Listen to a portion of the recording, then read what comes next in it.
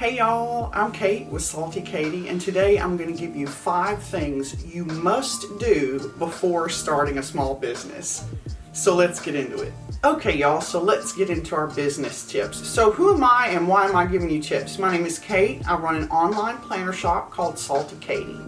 I started my business in 2016, and then in March of 2018 I built it big enough to quit my full-time job and take Salty Katie full-time. I've been supporting myself and my business since that time, so about 3 years now. What I thought I'd do today is give you these tips to save you some time and trouble and aggravation that I went through when I started my business. So I'm going to make a couple of assumptions. The first is that you're starting an online business. I don't really see the point in 2021 of starting a brick and mortar business unless you've got a fat pile of capital and a really good idea. You can start an online business in like 4 days with $100. You know what I'm saying? The second assumption I'm going to make is that you've already got a product in mind, and that's either going to be a product that you can make repeatedly and really quickly and cheaply, or you got a product that you can have manufactured, again, repeatedly, quickly, and cheaply. Okay, so let's get into our business tips here. So tip number 1, your business name. Really, there's not much that could be more important than picking out a good name.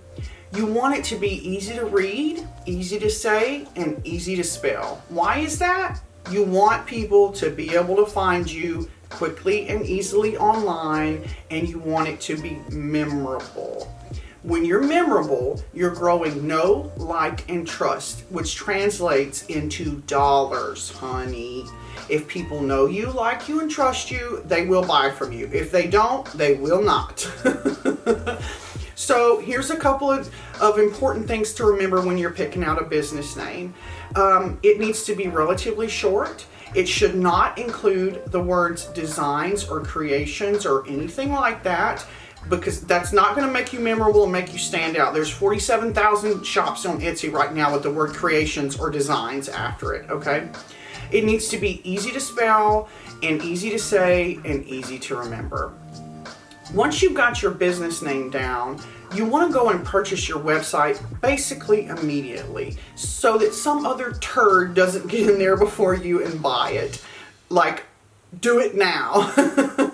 The next thing is obviously go and take the Etsy shop, take that name. You can start the shop anytime you want before you actually launch it. So go as soon as you've got your name and you've got it locked down, you know what it needs to be, go get that Etsy shop. I actually started my shop by calling it Kate B Designs.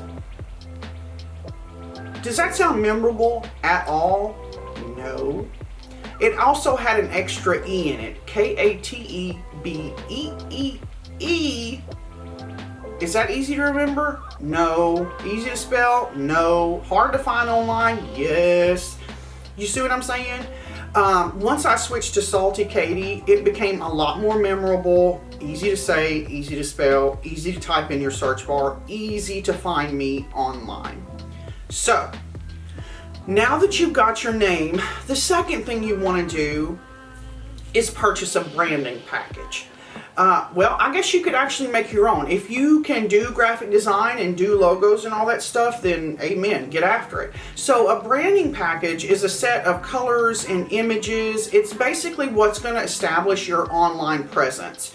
My branding package is composed of pink and mint, a couple of variations of that color combination with a little gray in the background, some flowers, girly stuff, but those images and colors are all over all of my online presence.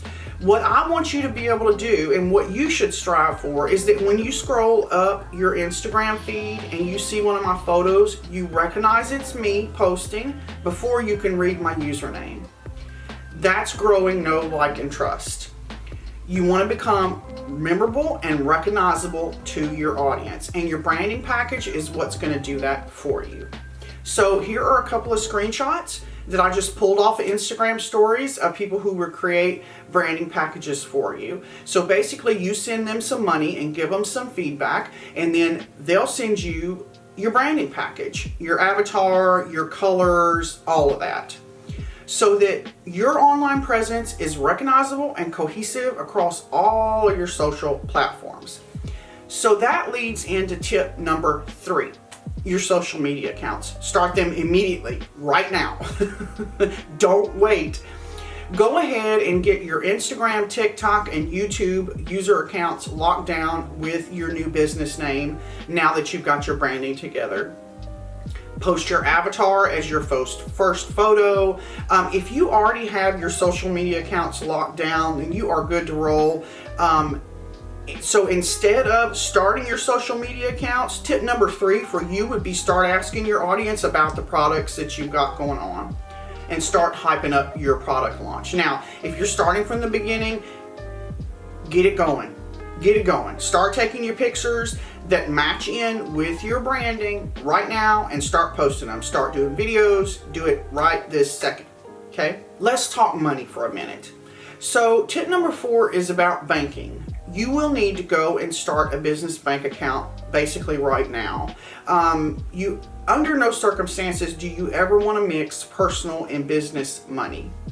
You might as well take the mayonnaise spoon and stick it in the jelly jar. It's just going to create a big mess for everybody. If you do not have separate accounts, you cannot prove what's personal money and what's business. And that is just a huge, huge mess. It costs next to nothing to open a bank account. So get your little business capital together. I don't care if it's $50, if it's $500, take that money and put it into a new business account. You will actually need 2 accounts eventually, but you can just operate from 1 to start with. But I would do that right now.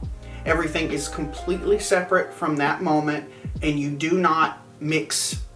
Just don't mix the two. Non-mixy, oil and water. Bad, bad, bad. Okay. So you've got your bank accounts. It's time for tip number 5. How are you going to manage your taxes, your money, your expenses, the whole deal? There are a lot of people that use, I think it's called QuickBooks. And in fact, QuickBooks and Etsy are like linked up now. You can just go into your Etsy shop and I think go from there and sort of create a QuickBooks account. But I personally did not enjoy QuickBooks. I didn't feel like I had a really good understanding of what they were doing with my numbers, and I just never felt confident that what they were showing me was correct. I use Paper and Spark spreadsheets. Here's what her website looks like.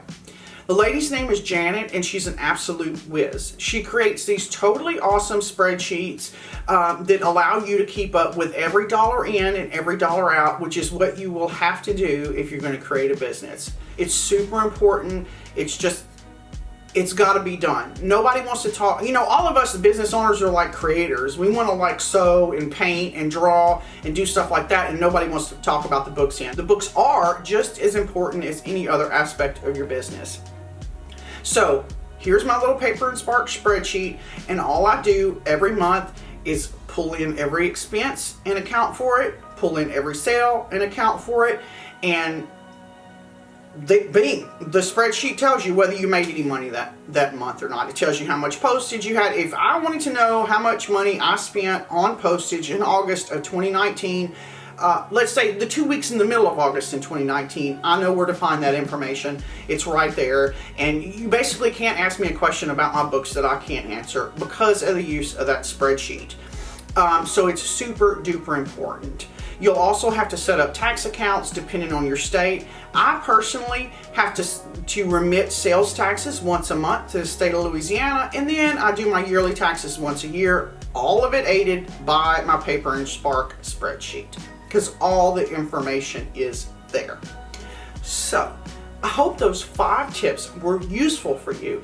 If you have questions that I didn't cover, maybe something seems unclear, or you want some more specifics, be sure to drop it down in the comments and I'll see what I can do. Either make some videos or just answer you right there in the comments.